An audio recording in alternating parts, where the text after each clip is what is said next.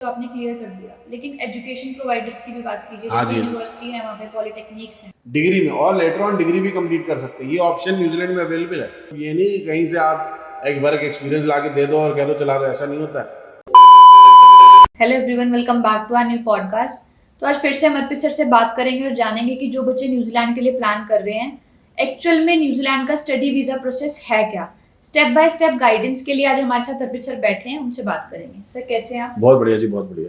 तो सर, बच्चों की क्वेरी है कि न्यूजीलैंड के लिए अप्लाई तो कर दें, लेकिन हाँ जी, उनको एक्चुअल में प्रोसेस नहीं पता कि प्रोसेस स्टार्ट कहाँ से होता है, एंड कहाँ तक जाता है। जी जी जी जी। सबसे पहले मैं अपने व्यूअर्स को बोलना चाहूँगा वही पुरानी बात कि देखिए, आप वीडियोस को बहुत प्यार देते हैं, हमारी पेज को जरूर सब्सक्राइब करें। हमारे यूट्यूब का पेज ये आपके लिए बना है और मैं कोशिश करता हूँ कि अपनी बेस्ट नॉलेज दे के आपको गाइडेंस दूँ।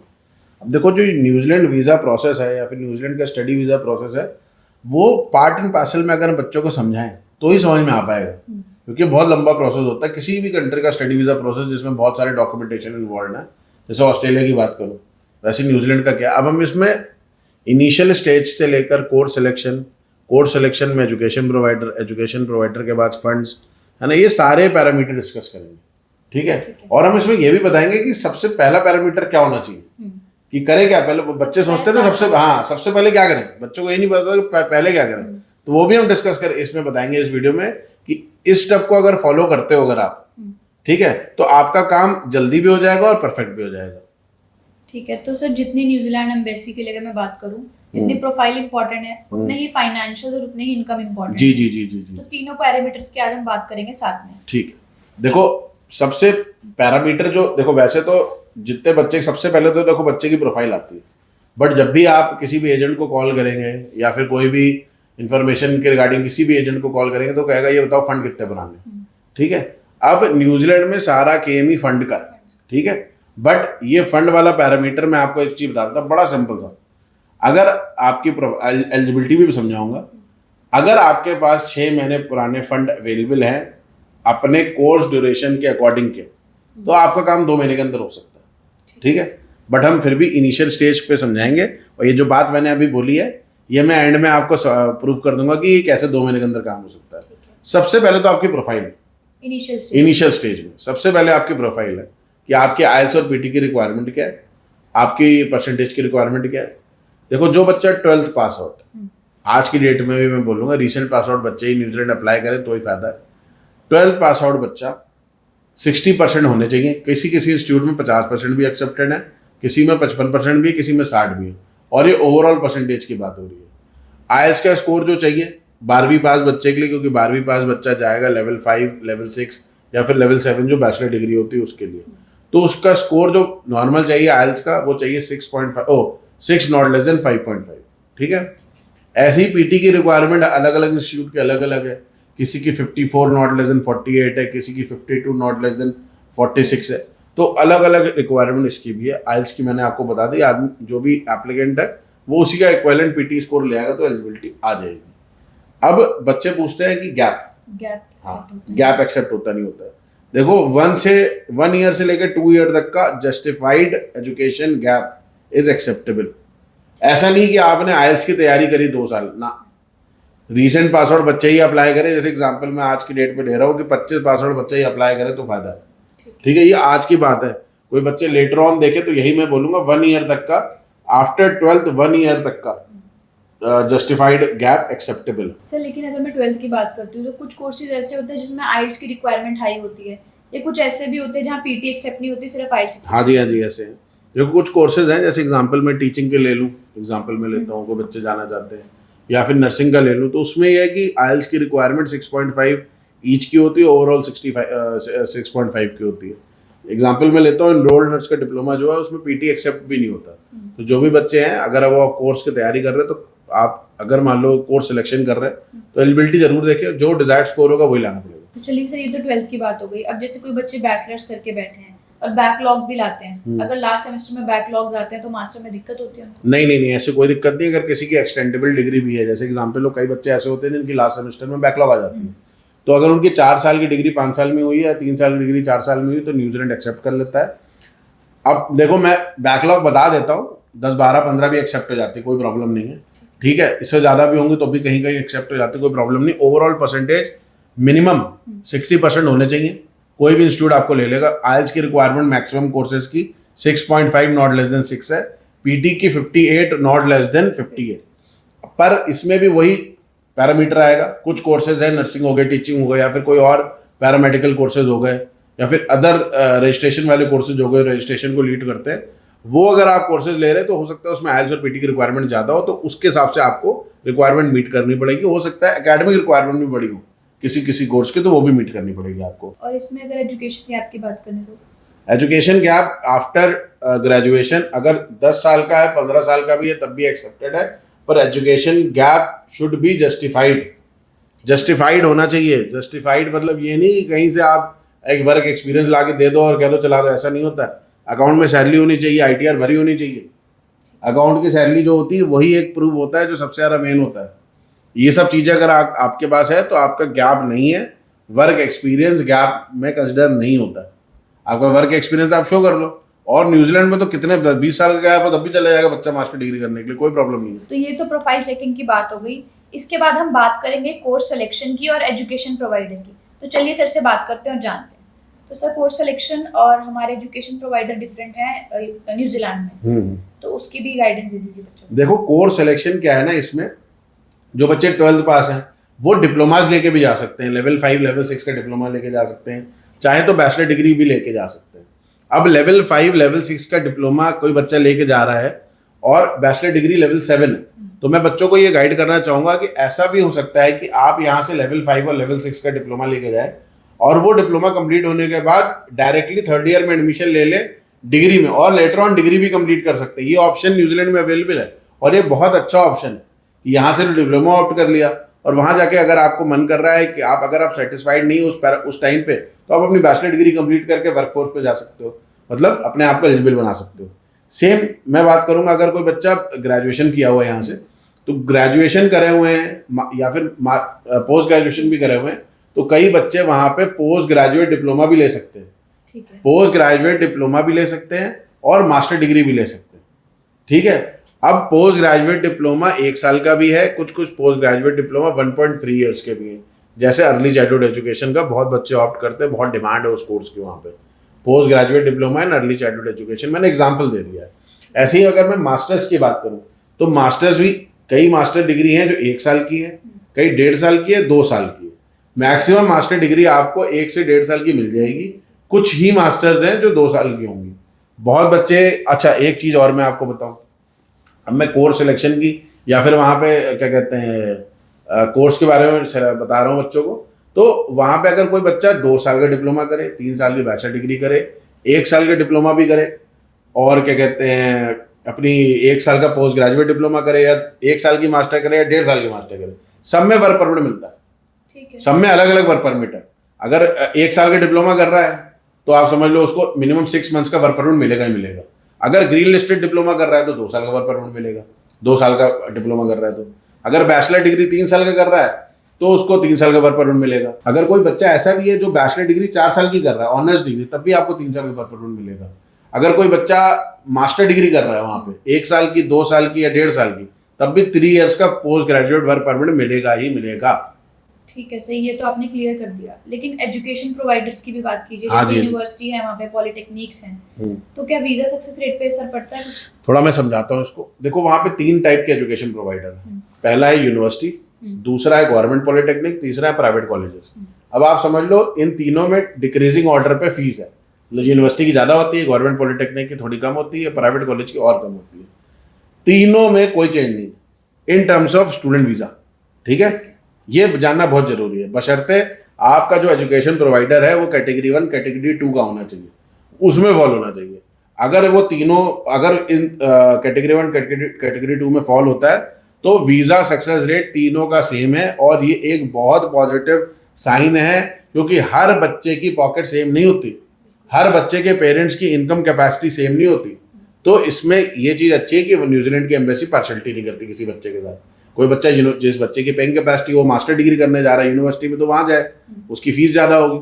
बट हाँ, अगर कोई बच्चा मुझे कहना चाहता है कि सर एजुकेशन में तो कॉम्प्रोमाइज़ होगा, मैंने कहा भाई क्यों नहीं होगा, होगा यूनिवर्सिटी में तो चलो आपको भी पता है यूनिवर्सिटीज़ हैं, इतना उनका करिकुलम है, इतनी पुरानी है, तो हाँ क्वालिटी के साथ थोड़ा कॉम्प्रोमाइज तो होगा, थोड़ा सा ही होगा, बहुत ज़्यादा नहीं होगा, बट हाँ अगर मैं प्राइस टैग को कंपेयर करूँ तो इस मामले में ठीक है कि भाई कॉम्प्रोमाइज तो हो रहा है, पर आप सस्ती प्राइवेट यूनिवर्सिटी, प्राइवेट कॉलेज और पॉलिटेक्निक में आप सस्ते में डिग्री भी तो कर रहे हो। तो चलिए ये तो बात हो गई कि आपने कौन सा कोर्स सेलेक्ट करना है या फिर कौन सा एजुकेशन प्रोवाइडर के थ्रू अपनी एजुकेशन कंप्लीट करनी है। तो जो आपका ऑफर लेटर होता है वो फ्री ऑफ कॉस्ट होता है, उसके कोई चार्जेस नहीं होते।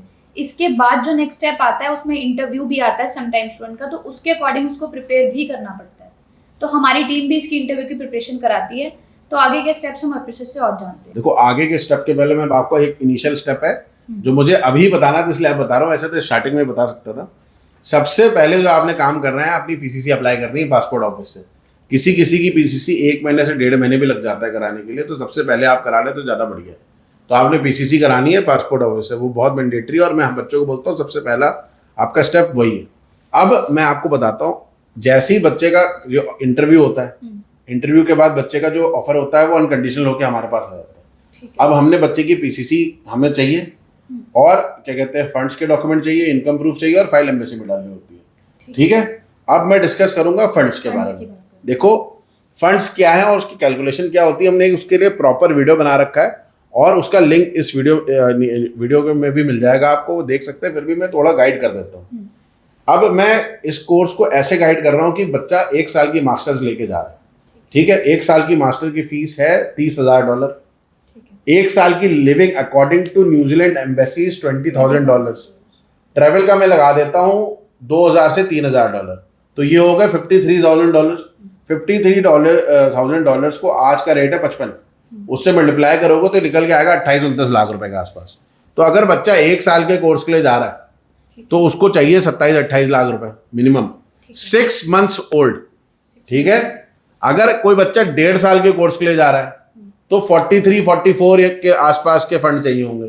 कोई बच्चा 2 साल के कोर्स के लिए जा रहा है तो उसको जो भी उसका सेकेंड ईयर का फीस स्ट्रक्चर होगा, ठीक है, उसमें आप ऐड कर लो लिविंग एक्सपेंस जो स्टैंडर्ड है $20,000, और डॉलर रेट से मल्टीप्लाई 55 को जो चल रहा है तो उसका आएगा। जनरली क्या होता है, जो पहला साल का कोर्स होता है और सेकेंड ईयर का जो फीस होती है कहीं कहीं कम होती है। पहले साल की 20 होती है, पहले साल की फीस $30,000 है तो अगले साल की $20,000 भी होती है।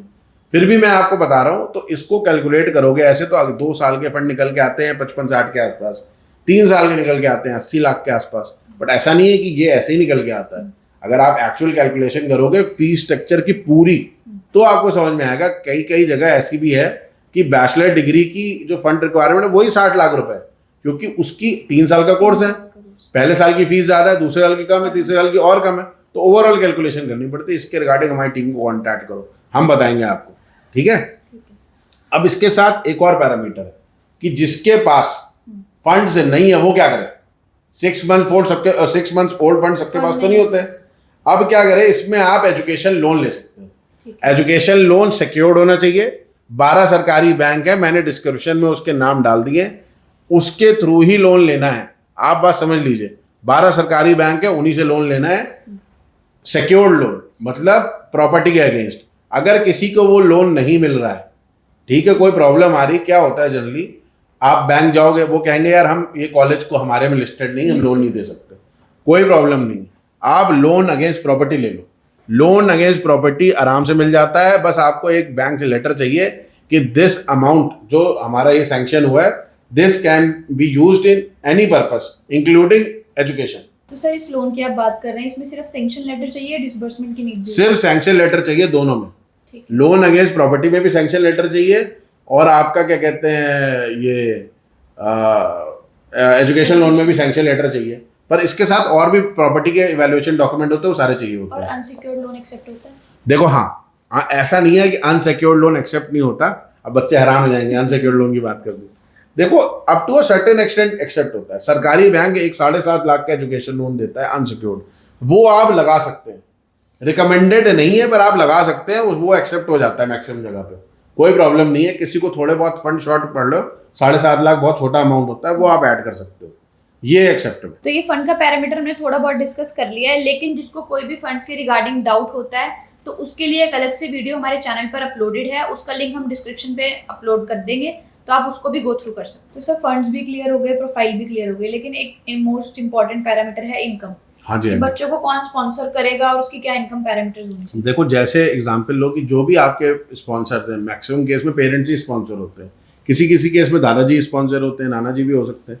तो आपने उनके इनकम डॉक्यूमेंट है, इनकम प्रूफ है, आईटीआर है, और जो भी उनके सोर्सेज हैं, और अदर आईटीआर के साथ साथ अदर सोर्सेज भी हैं, आईटीआर में अदर सोर्सेज भी आ जाती हैं, जैसे किसी का रेंट आ रहा है, किसी की एग्रीकल्चर इनकम आ रही है, उसके सारे डॉक्यूमेंट आपने अपनी फाइल में लगाने ही लगाने। इनकम प्रूफ, इनकम डॉक्यूमेंट लगाना मैंडेटरी है, आप ये समझ लो।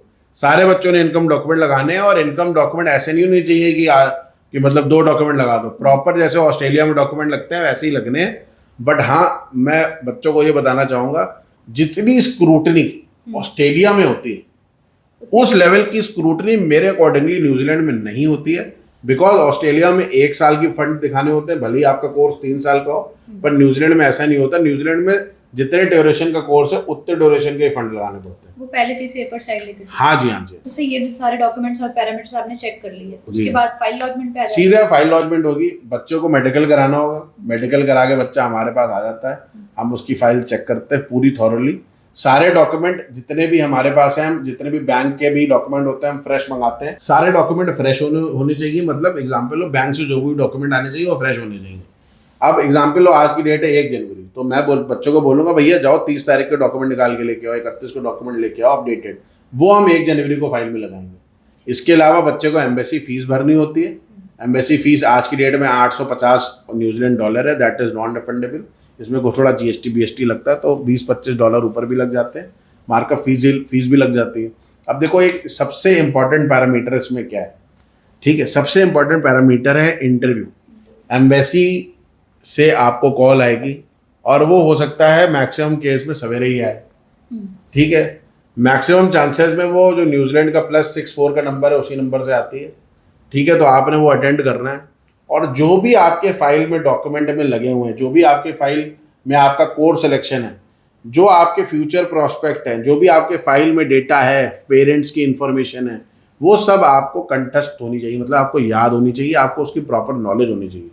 आपने वो इन्फॉर्मेशन वीज़ा ऑफिसर से शेयर करनी है। 90% केसेस में बच्चों के इंटरव्यू होते हैं। 90% चलो 70% केस में तो इंटरव्यू होते हैं, और बच्चे का इंटरव्यू होने के बाद वीज़ा आता है। ऐसा नहीं है वीज़ा नहीं आता, वीज़ा आता है आसानी। जो बच्चा अच्छा इंटरव्यू देगा उसका वीज़ा आएगा, और क्या। सर एक एफटीएस का क्वेश्चन है कि एफटीएस अकाउंट ओपन होता है, हाँ जी, हाँ तो जी। वो किन बच्चों का होता है? वो तो आप स्किप ही कर चुके हैं। देखो स्किप इसलिए किया है क्योंकि आजकल वो एम्बेसी मांग नहीं रही है, पहले बहुत। आजकल मैं आपको बता देता हूँ, एफटीएस 90% केसेस में एम्बेसी नहीं मांग रही। अब एफटीएस है क्या? FTS is fund transfer scheme. अब क्या है कि जो लिविंग एक्सपेंस है ना $20,000, वो हो सकता है कि एम्बेसी आपसे बोले, मैं अभी प्रोसेस को एंड भी करूँगा तो मैं बताऊंगा। जैसे एग्जाम्पल, चलो मैं अभी बता देता हूँ, ठीक है। जैसे एग्जाम्पल हो कि आपने वीज़ा फाइल एम्बेसी में लगा दी, उसके बाद आपसे या तो एम्बेसी एआईपी आ जाएगी आपकी। अगर आपका वीज़ा अप्रूवल आ गया तो एआईपी आएगी। एआईपी में या तो बोलेंगे 1 साल की फीस भरो पहला, या तो बोलेंगे 1 साल की फीस भरो और एफटीएस भी भरो, तो वीज़ा ग्रांट आएगा आपका, ठीक है। तो अगर आपका फीस तो भरनी है आपने 1 साल की, अगर एफटीएस भी भरना पड़ गया तो $20,000 जो आपने शो करें, या आपका खुद का बच्चे का, जैसे अर्पित प्रकाश निगम स्टूडेंट है, तो अर्पित प्रकाश निगम का एक एफटीएस अकाउंट ओपन होगा न्यूजीलैंड में, तो उसमें $20,000 डिपॉजिट होंगे, और वो मंथली बेसिस पे आप उसको निकाल सकते हो अभी अपने लिविंग एक्सपेंस के लिए। $1,600 या फिर 1,670 समथिंग अमाउंट होता है, वो धीरे धीरे आप निकाल सकते हो, और वो आप यूज़ कर सकते हो। बस यही है, बड़ा सिंपल प्रोसेस है। न्यूजीलैंड का जो स्टडी वीज़ा प्रोसेस है बहुत ही सिंपल है। जितना मैं अपनी बेस्ट नॉलेज से समझा सका मैंने समझाया। अगर किसी को इस पर डाउट है वो क्वेश्चन पूछ सकता है। कुछ मैंने स्किप कर दिया हो और बच्चों को नॉलेज मेरे से ज़्यादा हो तो मैं उनका बहुत ही वेलकम करूँगा। कोई और भी मुझसे मेरी जो कोई इन्फॉर्मेशन मैंने स्किप कर दी हो, अगर वो कमेंट सेक्शन में बताना चाहे तो ज़रूर बताएं, हमें भी उससे बहुत हेल्प मिलती है और मैं हमेशा मोटिवेट होता हूँ। सर आपने कोर्सेज जो एक्सप्लेन किए हैं, इनके इंटेक्स कौन कौन से होते हैं? देखो जो कोर्सेज अपने डिप्लोमास के हैं या फिर ग्रेजुएट डिप्लोमास है, उसमें मल्टीपल इंटेक होते हैं। मतलब मल्टीपल इंटेक्स में बोलना चाहूँ कि ऐसा भी हो सकता है कि 1 साल में उसके 4 इंटेक या 5 इंटेक भी हो। बट अब यूनिवर्सिटी में किसी बच्चे को अगर अप्लाई करना है, यूनिवर्सिटी में बैचलर्स और मास्टर्स के लिए, तो उसमें आपको जनरली देखा जाएगा कि जुलाई इंटेक मिलेगा और फरवरी इंटेक मिलेगा। किसी यूनिवर्सिटी में मास्टर डिग्री आपको नवंबर में भी मिल सकती है। मतलब वो सिलेक्टिव कोर्स होंगे, ज़्यादा नहीं होंगे। बाकी अगर मैं बात करूं तो आपको मतलब ये है कि 3 इनटेक मिल जाते हैं पॉलिटेक्निक में या फिर प्राइवेट कॉलेजेस में। एक कोर्स के एटलीस्ट 3 इनटेक तो होते हुए 4 भी हो जाते हैं, 4 भी हो सकते हैं। मास्टर डिग्री में भी जो पॉलिटेक्निक वाले हैं इंस्टीट्यूट्स हैं या फिर प्राइवेट कॉलेजेस, उसमें भी एक कोर्स के 3 इनटेक होते हैं। फरवरी ले लो या फिर आप समझ लो जनवरी होगा, मई होगा और नवंबर होगा। तो जैसे बाकी कंट्रीज हैं हमारी, ऑस्ट्रेलिया है, यूके है, इनमें भी एसओपी का बहुत ज्यादा माना जाता है। हाँ जी, हाँ जी। लेकिन अगर मैं न्यूजीलैंड की बात करूँ उसमें भी उतनी एक्यूरेटली देखा जाता है। देखो, मैं अगर न्यूजीलैंड की बात करूं तो एसओपी एक ज़्यादा मेजर रोल प्ले करती है न्यूजीलैंड में। एसओपी बहुत इंपॉर्टेंट है। किसी भी बच्चे ने अगर एसओपी बनानी है तो बहुत जगह से हेल्प ले। और अगर कोई बच्चा सोच रहा है ना कि चैट जीपीटी से कॉपी करके बना लेंगे, तो ये सब मत करना भाई। थॉरो रिसर्च करना, आप हेल्प ले सकते हो बहुत जगह से, समझ रहे हैं आप हेल्प ले सकते हो, इंटरनेट से हेल्प ले सकते हो। कॉपी पेस्ट नहीं करना है, अपने खुद के आइडियाज डालने हैं, खुद उसको लिखने की कोशिश करनी है। यू कैन मतलब you can extract correct words, है ना। सिलेक्शन ऑफ वर्ड आप कर सकते हो चैट जीपीटी से, पर जो एक्सप्लेनेशन होती है वो अपने लैंग्वेज में होनी चाहिए। और डिटेल्ड समझ लो आप, डिटेल्ड सारे एस्पेक्ट जो आपके प्रोफाइल के हैं, long term goals, short term goals, what will you do after coming back to India after completion of your course. इसके अलावा why you have selected this course, if you have any refusal from another country, so you have to explain that as well, and why you have selected this course, this institute, and all the aspects of income source and financials सारे discuss करने हैं इसमें, और सारी चीजें mention करनी है और डिटेल के साथ, और सारी चीजें अच्छे से। बिकॉज लेटर ऑन जब आपका इंटरव्यू आता है तो ऐसा नहीं कि वो डॉक्यूमेंट के बेसिस पे वो करते हैं। सबसे पहले एसओपी देखते हैं, एसओपी से आपको क्वेश्चन करेंगे। और इंटरव्यूअर, मैं हर बच्चों को आज बोलूंगा, आप ये सोचो कि मुझे तो मतलब मैं बच्चों को, जितने भी मेरे बच्चे हैं न्यूजीलैंड के, मैं उनको बोलता हूँ आपने ये कोशिश करनी है या फिर इमेजिन करना है आपको इंटरव्यू आएगा ही आएगा, तब जाके आप टोटल 100% प्रिपेयर हो पाओगे। सो ये तो सारा प्रोसेस एक्सप्लेन हो गया, लेकिन इसकी जो प्रोसेसिंग टाइम रहता है वो क्या रहता है, क्या एग्जैक्ट? देखो, आजकल प्रोसेसिंग टाइम थोड़ा बढ़ गया है, फिर भी नॉर्मली में देखा जाए तो 45 डेज टू 2 मंथ्स के अंदर वीजा आ जा रहा है। और एक बहुत ही अच्छी इंपॉर्टेंट चीज़ मैं बच्चों को बता देता हूँ कि इसमें ई वीज़ा आता है, कोई पासपोर्ट पे स्टैंप नहीं लगती। जैसे ऑस्ट्रेलिया में ई वीज़ा आता है प्रिंट आउट, है ना, तो वही प्रिंट आउट लेके आपने जाना है। वैसे ही न्यूजीलैंड का भी एक प्रिंट आउट आता है, वही लेके आपने जाना है। तो यही एक सिंपल सा प्रोसेस है न्यूजीलैंड स्टडी वीज़ा का। ठीक है, thank you so much sir New Zealand का प्रोसेस इतने अच्छे से समझाने के लिए। इसी के साथ साथ हमारे चैनल को सब्सक्राइब करें and hit the bell icon ताकि आपको लेटेस्ट अपडेट्स मिलती रहे।